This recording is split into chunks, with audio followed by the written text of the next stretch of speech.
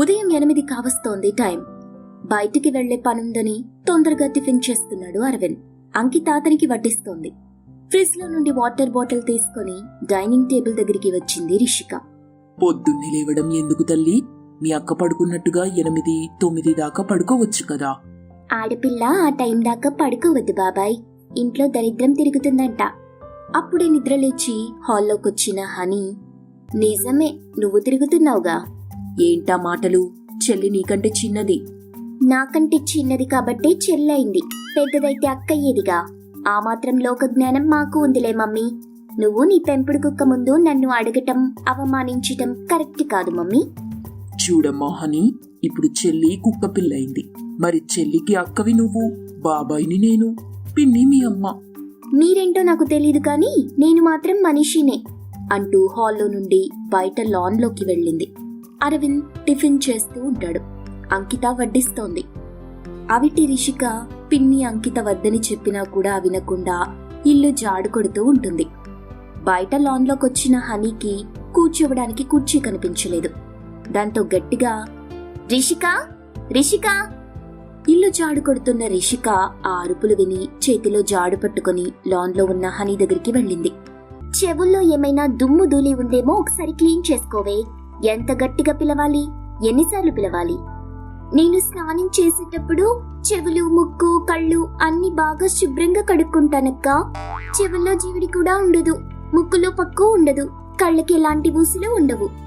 అంటే నేను మాత్రం ఇవేం కడుక్కోకుండా అలాగే వస్తానంటున్నావా? నేనేమనలేదక్కా, నువ్వు అనుకుంటున్నావంతే. ఇంతకీ నన్ను పిలిచిన విషయం చెప్పు. ఎందుకు నన్ను పిలిచావు? లోపల ఇల్లుడుస్తున్నాను. ఇంటి పని వంట పని చేస్తే నా పని ఎవరు చేస్తారే? నా పని నేను, బాబాయ్ పని బాబాయ్, పిన్ని పని పిన్ని, ఇలా ఎవరి పనులు వాళ్ళం చేసుకుంటున్నామక్కా. ఇప్పుడు నీ పని కూడా నువ్వే చేసుకోవాలి. చేసుకుంటావు, అది మంచిది. లేకపోతే నీకే ఇబ్బంది అవుతుంది. మరో మాట మాట్లాడే అవకాశం ఇవ్వలేదు హాని. లాగి పెట్టి రిషిక చెంప మీద కొట్టింది. వేళ్లు అచ్చులు పడ్డాయి చెంప మీద. రిషిక బాధపడుతుంది. కళ్ళ వెంట కన్నీళ్లు కారుతూ ఉంటాయి. అప్పుడే రెడీ అయి బయటికి వెళ్తున్న అరవింద్ హనీ రిషికని కొట్టడం చూసి కొంచెం కోపంగా, హనీ, ఎందుకలా చీటికి మాటికి కొడుతున్నావు? ఇప్పుడు రిషిక ఏం తప్పు చేసిందని కొట్టావు? నేను లాన్లోకి వచ్చి ఇంతసేపు అయింది. ఎక్కడ కూర్చోవాలి? చైర్ వేయాలి? అందుకు చెప్పాలి గాని కొడతారా? అలా కొడితే అర్థమవుతుందా? నేను మరొకసారి ఇక్కడికి వచ్చినప్పుడు ఇక్కడికి చైర్ తేవాలని గుర్తుకొస్తుందని కొట్టాను. బయటకి వెళ్తూ మీరు దాని ముందు నా మీద అరవటం ఏం బాగోలేదు నాన్న. నువ్వు చక్కగా ఉంటే నేను మాత్రం ఎందుకు అరుస్తాను చెప్పు. ఇప్పుడు చక్కగా లేనా?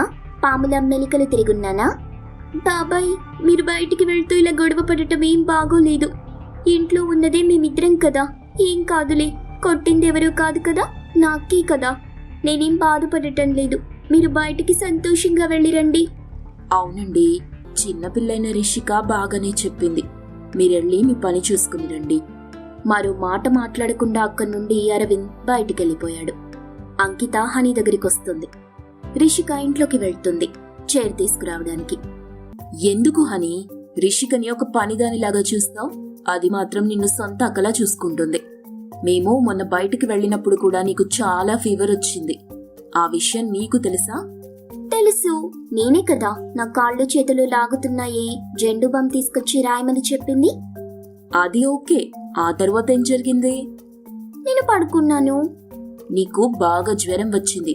రిషిక డాక్టర్ని పిలిపించి రాత్రంతా మెలకువగా ఉండి ఎప్పటికప్పుడు తడిబట్ట పెడుతూ చిన్నపిల్లలా నిన్ను ఎంత ప్రేమగా ముద్దుగా చూసుకుందో తెలుసా?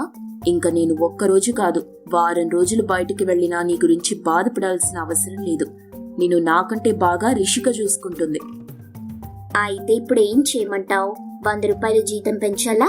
లేకపోతే 2-3 పూలదండలు తీసుకొచ్చి మెడలో వేసి త్యాగశీలివమ్మ మహిళ అనురాగశీలివమ్మ అంటూ పాట పాడాలా?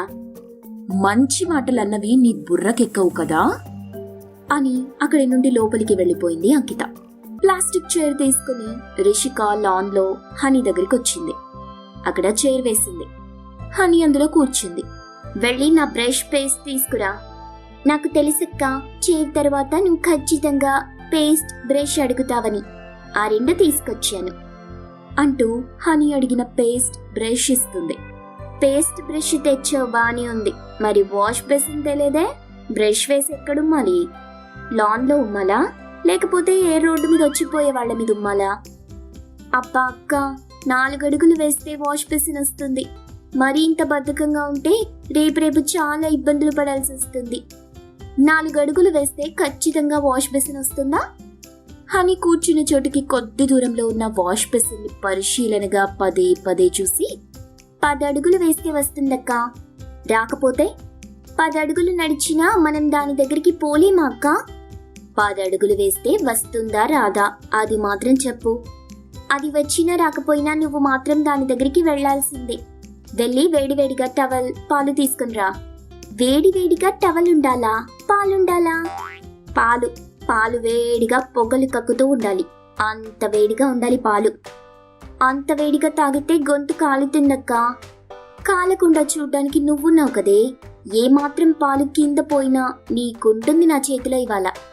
బెల్ట్తో కొడతావా అక్క? లేదే, ఊరేస్తాను. అప్పుడు నీకు ఈ పనులు చేయడానికి నేనుండను కదా. అదే నేను ఆలోచిస్తున్నాను. మాట్లాడింది చాలు గాని వెళ్ళి పాలు తీసుకురా. అక్క చెల్లెల మాటల్ని హాల్లోని సోఫాలో కూర్చుని పేపర్ చదువుతూ విననట్టు నటిస్తూ వింటూ ఉంది అంకిత. రిషిక అంటే హనీకి కూడా చెప్పలేని ప్రేముంది. కాకపోతే అది బయటపడనివ్వటం లేదు. చూడాలి ఎప్పుడు ఎలా చెల్లి మీదున్న ప్రేమను బయట పెడుతుందో. రిషిక వేడివేడిగా పొగలు కక్కుతున్న పాల గ్లాస్ ని ప్లేట్లో పెట్టుకుని జాగ్రత్తగా లాన్లోకి కుంటుకుంటూ వస్తుంది. అప్పటికి పాలు సగం ప్లేట్లో పడి సగం పాలు మాత్రమే గ్లాసులో ఉన్నాయి. అది చూసిన హనీ, నాకు తెలిసే ఇంట్లో ఇంకా పాలు లేవా? ఎప్పుడు చూడు నాకు ఇమ్మన్నవే తాగుతావు. టీ తెచ్చినా సగమే తెస్తావు, పాలు తెమ్మన్నా సగమే తెస్తావు. నేను తాగటం లేదక్కా. నేను నడుచుకుంటూ వచ్చేసరికి టీ కానీ, పాలు కానీ, నీళ్లు కానీ, జ్యూస్ కానీ ఇలా ఏదైనా ఇదిగో గ్లాసులో సగం మిగులుతుంది. సగం నన్ను తాగిన దొంగను చేస్తుంది. ఈ రోజు నుండి నువ్వు కర్ర లేకుండా నడవాలి. ఇదే నీకు నేనిచ్చే పనిష్మెంట్ అని రిషిక దగ్గర నుండి గబుక్కున కర్రని లాక్కుంది. అంతే, రిషిక కింద పడింది. అది చూసి హనీ నవ్వుకుంటూ లోపలికి వెళ్లిపోయింది. 10 నిమిషాల తరువాత రిషిక కర్ర తీసుకుని హనీ లాన్లోకొచ్చింది. అప్పటికే కింద పడిన రిషిక లేచి నిలబడి కుర్చీని పట్టుకుని నిల్చుంది. హనీ బయటికి రావడం చూసిన అంకిత అడుగుతుంది, హనీ ఎక్కడికి వెళ్తున్నావు? నేను రిషిక ఇద్దరం వెళ్తున్నాం మమ్మీ. చెరువు గట్టు దగ్గర బోటింగ్ జరుగుతుందంట. మేమిద్దరం వెళ్ళి కాసేపు చూసొస్తాం. జాగ్రత్తగా వెళ్ళిరండి. అమ్మ రిషిక, చూసుకుంటూ వెళ్ళండి. సరే పిన్ని. రిషిక, హనీ ఇద్దరూ చెరువుగట్టు దగ్గరికి వెళ్తారు. రిషికకి అక్కడ ఎలాంటి బోటింగ్ జరుగుతున్నట్టు అనిపించలేదు. చెరువుగట్టు మీద నిలబడి దిక్కులు చూస్తుంది. అక్క, ఇక్కడ ఎలాంటి బోటింగ్ లేదు కదా? అవును, లేదు. నిన్ను అంటూ కోపంగా రిషికని నెట్టేబోయింది. అది గమనించిన రిషిక పక్కకి తప్పుకుంది. అంతే, హనీ వెళ్లి చెరువులో పడింది. నీళ్లలో పడి ఈత రాకపోవడంతో మునిగి తేలుతోంది. అది గమనించిన రిషిక తన కర్రతో గట్టు మీద నుండి చెరువులోకి దూకింది. చెరువులోని హనీని కాపాడి ఒడ్డుకు తీసుకొస్తుంది. అది గమనించి ఒక రైతు పరుగున వాళ్ల దగ్గరికి వస్తాడు. అతని దగ్గర ఫోన్ తీసుకుని రిషిక 108కి ఫోన్ చేస్తుంది. అంబులెన్స్ వస్తుంది. అక్కడి నుండి హనీని హాస్పిటల్కి తీసుకెళ్ళింది రిషిక. అక్కడ డాక్టర్కి జరిగిన విషయం చెప్పింది. డాక్టర్ ట్రీట్మెంట్ చేశారు. తరువాత రిషిక ఇంటికి ఫోన్ చేసి విషయం చెప్పగానే అంకిత హాస్పిటల్కి చేరుకుంది. కళ్ళు తెరిచిన హనీకి తను హాస్పిటల్లో ఉన్నానని అర్థమైంది. గట్టు చివరికి వెళ్లకుండా ఉండాల్సింది. రిషిక కాపాడింది కాబట్టి ప్రాణాలతో బయటపడ్డాం. లేకపోతే ఏంటి పరిస్థితి? తను చేసిన తప్పుకు సిగ్గుతో తలదించుకుంది హనీ. రిషికకి సారీ చెప్పింది. మళ్ళీ ఇద్దరు కలిసిపోయారు. ఆ రోజు నుండి హనీ రిషికని ఎప్పుడూ ఇబ్బంది పెట్టలేదు. చాలా ప్రేమగా చూసుకుంది.